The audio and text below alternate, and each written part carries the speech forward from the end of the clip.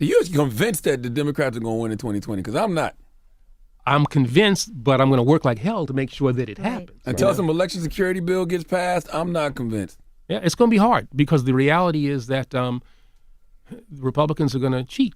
Yes. They're going to try to, keep people away from the polls. They're going to move polling places. They're going to do a whole variety of things that when we had a Voting Rights Act that was intact and a Justice Department that was concerned about it, we could prevent a lot of this stuff. But we don't have those tools now. So we got to be prepared for a tough fight. But it's a fight that we can win. I think that's the thing. People shouldn't be so discouraged. Right. This is not a time for despair. This is a time for action.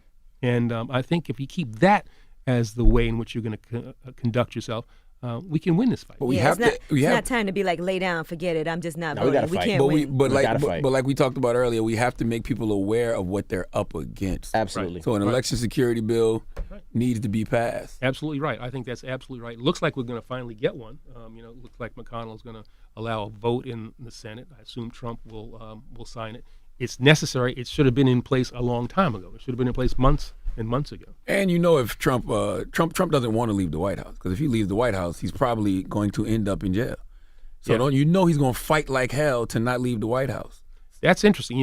Bill Maher, I think, once said that, Trump is not going to leave. And I don't think he's leaving either. I thought to myself, that's ridiculous. But as I've thought about it, I'm thinking, this guy with all the norms that he breaks through, I think he loses. And then it'll be interesting between, say, November and January when he would have to, start packing and all that stuff. I wonder, for instance, will he pardon himself?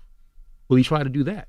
Use his power. No one's ever done that. Mm-hmm. I don't think you can do that, but no one's ever even thought about doing something like that.